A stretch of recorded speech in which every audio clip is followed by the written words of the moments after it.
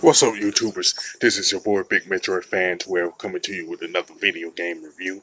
And this time I'm reviewing the game RoboCop, which was released on the NES by Data East. And this game is pretty much based off of the movie with the same name, you know what I'm saying, which the movie came out in 1987. It's pretty much considered a classic, you know what I'm saying. And the plot of the game is pretty similar to that of the movie, where a Detroit cop named Alex Murphy was brutally murdered and accompanied by OCP. You know what I'm saying? They had a program where they made him into a cyborg cop. You know what I'm saying? And pretty much Murphy, after that was finished and done, making him a cyborg cop, he went after the gang led by Clarence Boddicker, who brutally murdered him, and Clarence Boddicker's boss was Dick Jones, who was one of the he was the number two guy at OCP. You know what I'm saying? So the plot hasn't changed at all in that regard. You know what I'm saying? And we pretty much you do play as RoboCop slash Murphy, like I said, who goes after Dick Jones and Clarence Boddicker and his gang and stuff. And the one thing about it is that there's like pretty much six stages in the game, and all six stages are based off of specific scenes from RoboCop. You know what I'm saying? And the stages are Second Street and Nash Avenue, the old Detroit slash City Hall. You know what I'm saying?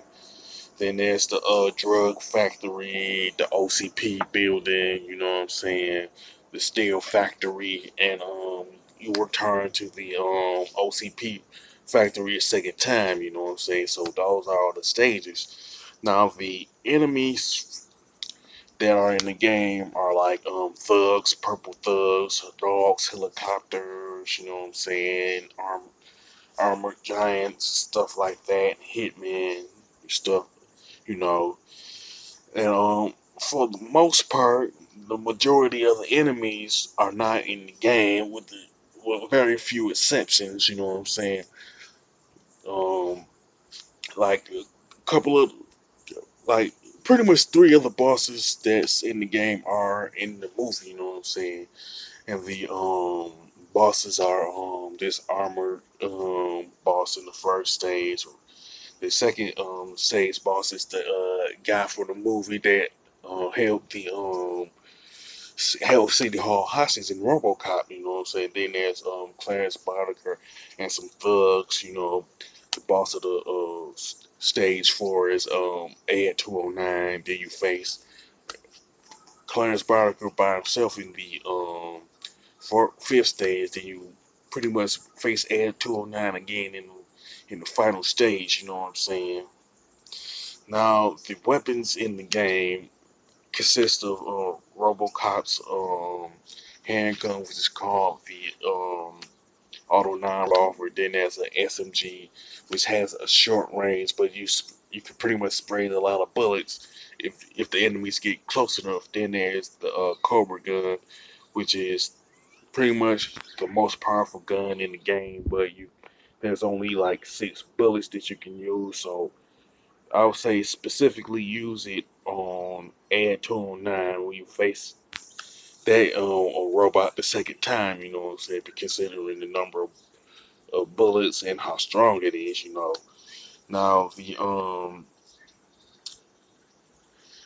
like there's like certain parts of specific stages where you can only use the weapons in that particular stage, like stage one, two, uh, I would say four and no, it's five and six where you can pretty much use the weapon in certain sections of those stages, but it's only like the third and fourth stage where you can use the your weapons in the entire stage. You know what I'm saying? Now, there are a couple of things that you can refill your health. You know what I'm saying? There's this white bottle that refills your health, and then there's the battery, black battery that refills the battery stage. And if one of those two drains down to zero, RoboCop is dead. You know what I'm saying? Plus, there's a two pretty much bonus stages where RoboCop is at a shooting range. You know what I'm saying? If you get pretty much 30, you have to hit moving targets, and if you get hit 30 targets in either shooting range, you know what I'm saying, which are the bonus stages, you get an extra life there. So that's good. You know what I'm saying? But if you played it as much as I did, you rarely die. You know what I'm saying? Now, as far as the graphics and the design, it's pretty much mediocre, you know what I'm saying? And it hadn't aged well, you know what I'm saying, since it came out, you know. The controls are decent, but they're also pretty stiff, you know what I'm saying, in terms of Robocop's movement and when he shoots the guns, you know what I'm saying, regardless if it's the SMG, Cobra gun, or his revolver, you know.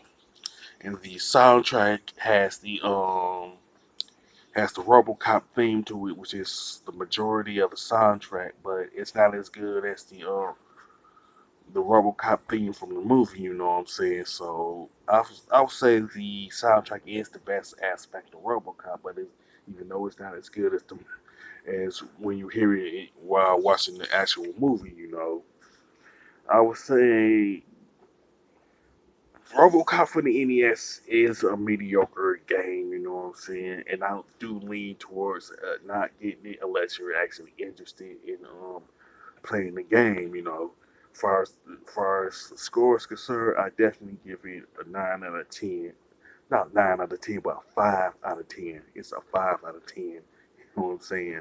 It's not as bad as say X Men and Back to the Future that was made by LJN, but it's definitely not good either. You know. With that being said, if you like RoboCop for the NES, you can mention it in the comment section. If you have any legitimate gripes with RoboCop for the NES, you can mention that also. You know what I'm saying? If you have good memories of it, feel free to mention it. You know.